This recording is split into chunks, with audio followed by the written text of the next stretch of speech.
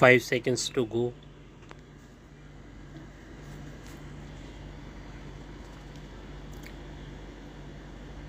Start. Mr. Deputy Speaker, Sir, I am very happy that the Honourable Member has brought this bill before this Honourable House. Last time in the year 1999, when the same kind of bill was brought here, though I was present at that time, I could not participate in the debate when the Honourable Law Minister intervened. While appreciating the spirit of the bill, said that it is not possible for him to support this bill on the ground that if we include this in the fundamental rights in Article 19, then it cannot be enforced at all. He added that we must make a law which is enforceable, and there is no use in passing all sorts of laws which are not in a position to implement. That was his line of argument, and I think that was the correct line. I also appreciate the spirit of this bill. We know that this is a gigantic problem in this country. It is most unfortunate that 50 years after independence, we are not in a position to provide jobs to our young people.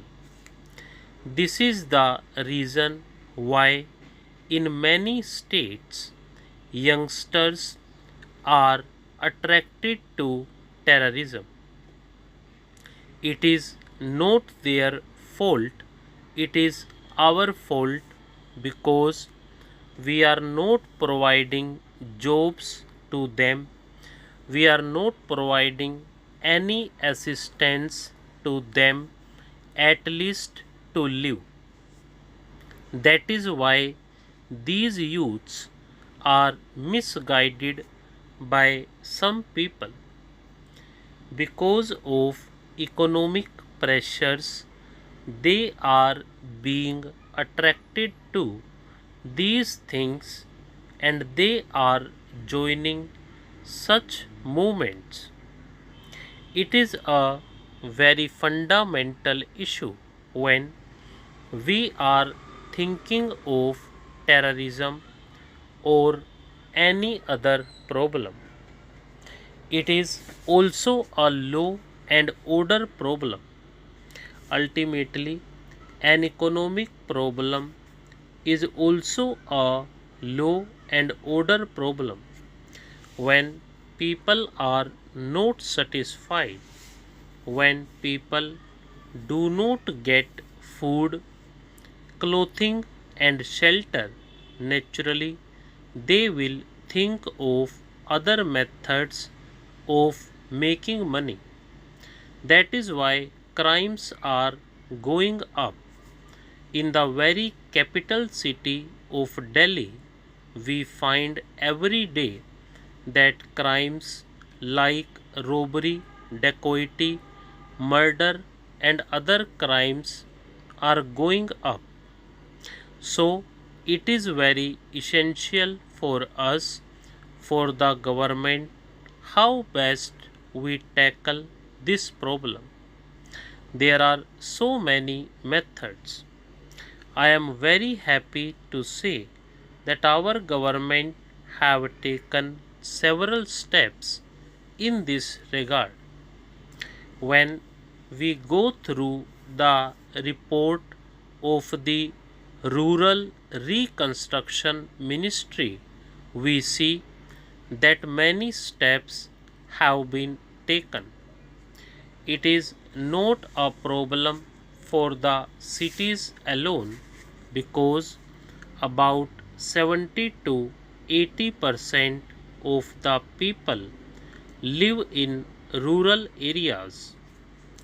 If you tackle the rural unemployment problem, I think you will be able to solve ultimately the problem in the cities also. Why there is overcrowding in the cities? It is because the people are not getting any jobs in the villages. They are coming to the cities in search of jobs.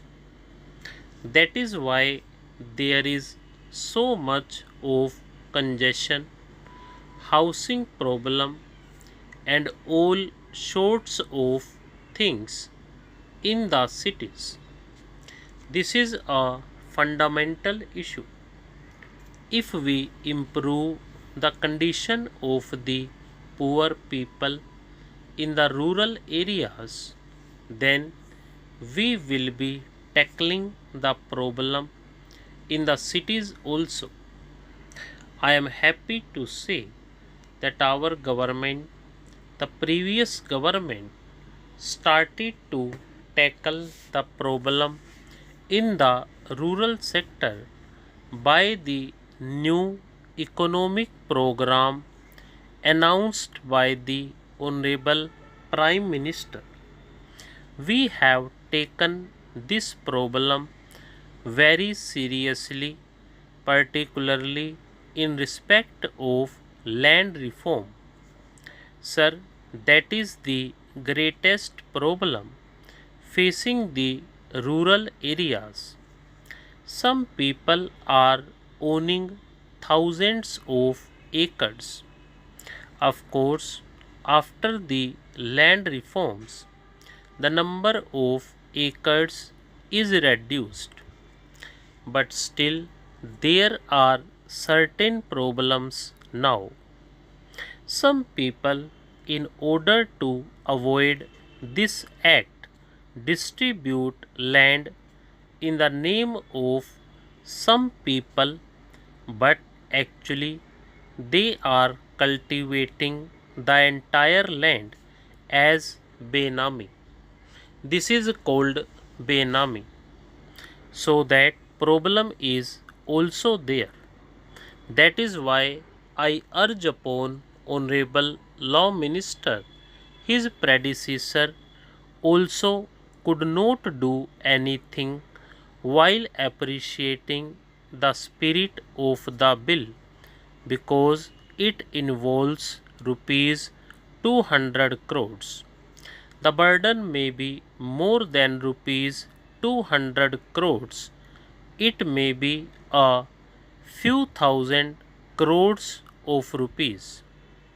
With this amount of rupees 200 crores, you will not be able to provide employment to all the people. This amount will not be sufficient. The land reforms must be taken up very seriously. If you tackle this problem, I think you will be able to solve the problem of unemployment to some extent.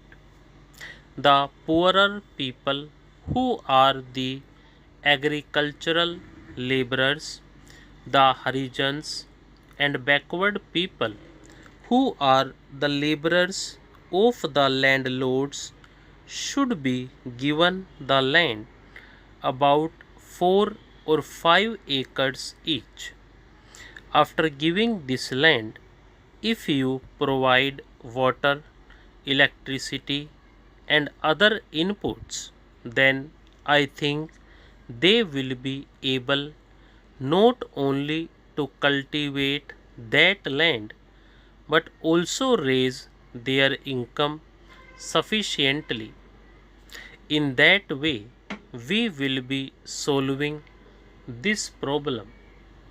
Apart from that, after the land reforms, when they get 4 or 5 acres of land, these poor people can also promote dairy farms, poultry farms, and grow all sorts of vegetables also. Stop.